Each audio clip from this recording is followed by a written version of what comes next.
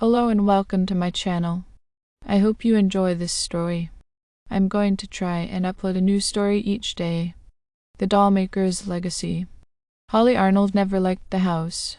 Perched on the edge of the Isle of Wight, the ancient stone manor had been in her family for generations, a crumbling relic that her mother had insisted was part of their legacy. But it wasn't the drafty halls or creaking floorboards that made her uneasy. It was the doll house. The dollhouse had stood in the parlor for as long as anyone could remember, an intricate, detailed replica of the family manor. Each room in the dollhouse was an exact miniature version of its real-world counterpart, down to the chipped paint, worn wallpaper, and tiny, antique furniture. The eerie precision made Holly feel like someone was always watching her. When Holly's mother passed, the manor became hers. She thought about selling it, moving far away, but some invisible force seemed to root her to the island, to the house, to the dollhouse. Her mother had always warned her that leaving wasn't an option. "It's not just a house, dear," her mother had whispered. "It's part of us. We're all bound to it. You'll see, weeks after the funeral." She couldn't explain why, but it felt like an obligation, a duty passed down through her bloodline. The closer she got, the more the air seemed to thicken, like the weight of centuries of secrets pressed in around her. As she opened the miniature front door, Holly felt a cold breeze rush past her face. It smelled of salt water and decay. She peered inside.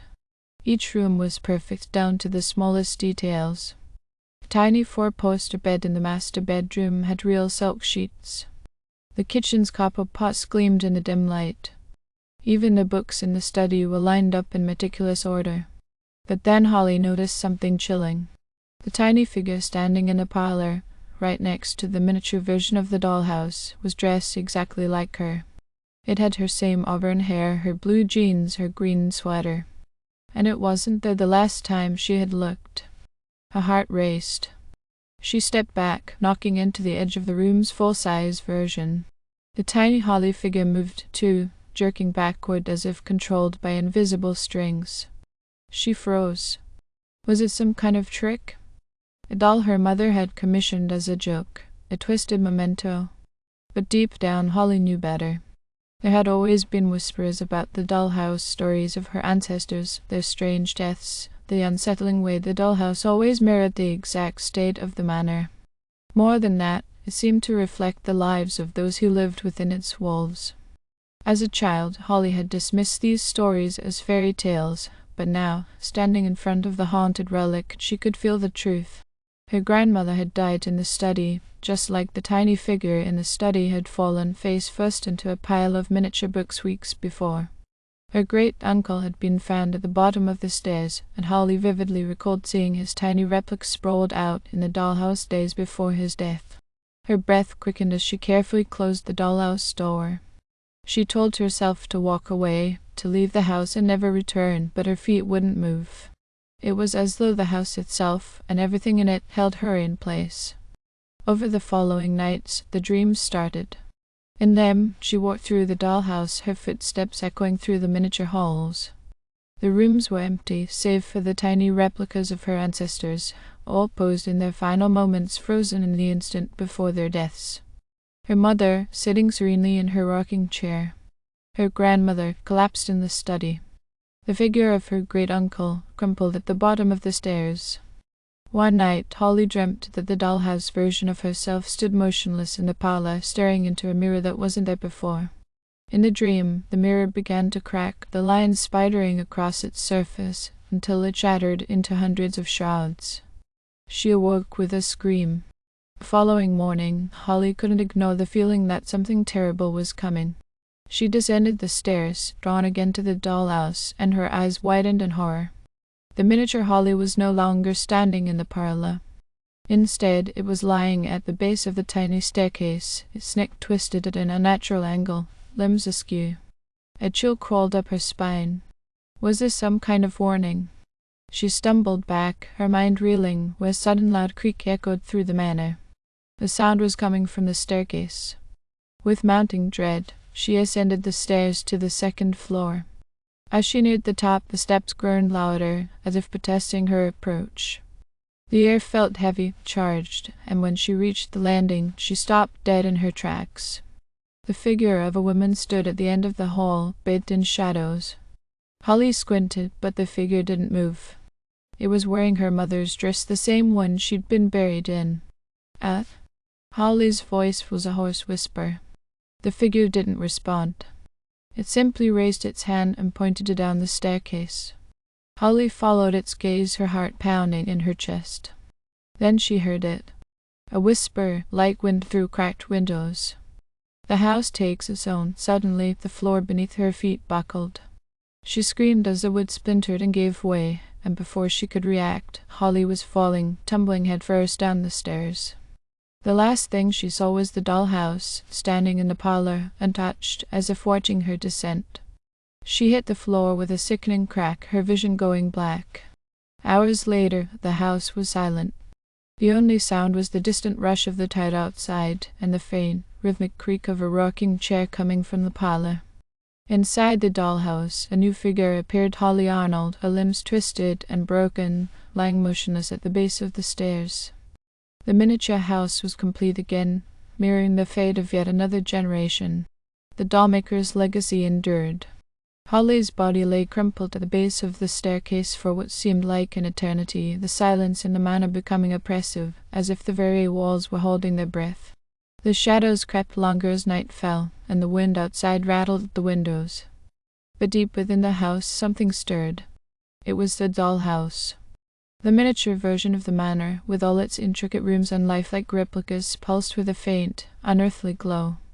Inside, the tiny figure of Holly Arnold lay motionless, but something was different. A flicker of light appeared in its glassy eyes, and the doll's chest began to rise and fall ever so slightly. It was breathing. Suddenly, the dollhouse creaked, a sound that echoed through the real manor.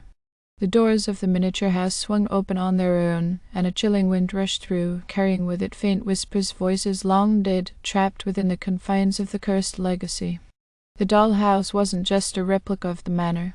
It was alive, an entity bound to the souls of those who had once lived within its walls. The dolls were not mere figurines, they were vessels holding the remnants of those who had perished in the manor, trapped in an eternal cycle of death and rebirth. As the glow from the dollhouse intensified, Holly's body began to stir. Her fingers twitched, her head lolled to one side, and with a low groan, she opened her eyes. Pain shot through her like fire, and she let out a ragged gasp. She shouldn't be alive, her body was broken, her neck twisted at an unnatural angle. But something was keeping her here, binding her to this place. With great effort, Holly pushed herself up, her limbs protesting with every movement. She tried to scream, to cry out for help, but no sound came. Her voice was gone, stolen by whatever dark force controlled the house. The dollhouse sat before her, its doors wide open, beckoning her closer. She crawled toward it, her breath coming in shallow, pain gasps. As her fingers grazed the edge of the miniature staircase, she felt a cold, electric shock surge through her. And then she was no longer in the parlor. Holly blinked, disoriented. She was standing in the exact replica of the manor, only everything was smaller. The walls pressed in around her, the air thick and suffocating. She was inside the dollhouse. Panicked, Holly spun around, trying to find a way out, but the door to the miniature house slammed shut, trapping her inside. The walls pulsed with the same eerie light, and the whispers grew louder, surrounding her from every direction. Faces appeared in the shadows, faint, translucent figures of her ancestors, their eyes hollow and accusing. "You shouldn't have come back." Holly whirled around and came face to face with her great-uncle, the one who had died at the bottom of the staircase. His ghostly figure loomed over her, his face twisted with pain. Behind him stood her grandmother, her mother, and all the others who had perished in the house. They were all there, their expressions dark with resentment. "You're a part of it now," her grandmother whispered. "We all are." Holly shook her head, backing away. "And no, I don't belong here. I didn't. You inherited it," her mother interrupted. "The house, the dollhouse, they're one and the same, and now they've taken you, just like they took us. The dollhouse didn't just mirror their lives, it claimed them. It was the keeper of their souls, feeding off their fear, their deaths, and trapping them in its never-ending cycle." Holly whispered, her voice trembling. Her mother's face softened for a moment, as if she wanted to help, but then her expression darkened again.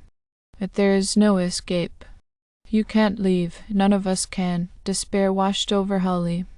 She wasn't ready to be trapped here, to become another ghost in this cursed family legacy. She had to fight back.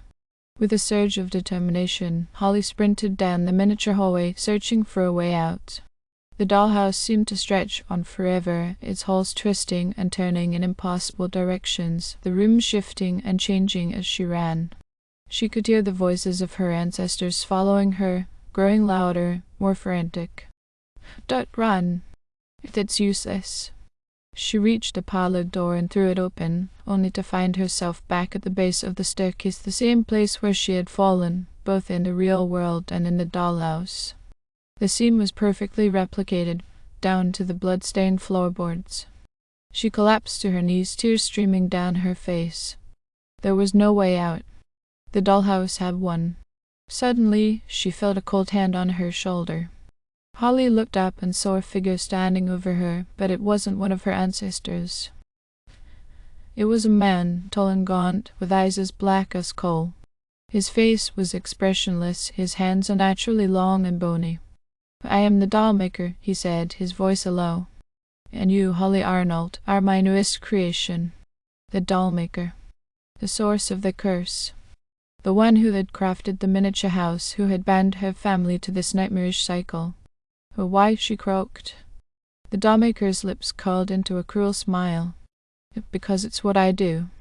I take, I craft, I preserve, and now you will be part of my collection, forever." With a flick of his hand, the walls of the dollhouse began to close in, the room shrinking. Holly gasped, clawing at her throat as the world around her collapsed, pulling her deeper into the abyss. And then everything went dark. In the real manor, the dollhouse stood silently in the parlor, its doors closed, its tiny rooms as still as ever. Inside, a new doll sat motionless at the base of the staircase, a perfect replica of Holly Arnold, her face frozen in a silent scream. The Dollmaker's legacy continued, and the house awaited its next heir. Thank you for listening. I hope you enjoyed this story. Please don't forget to like, and even better, like and subscribe. Thank you very much, and I hope you have had or have a great day.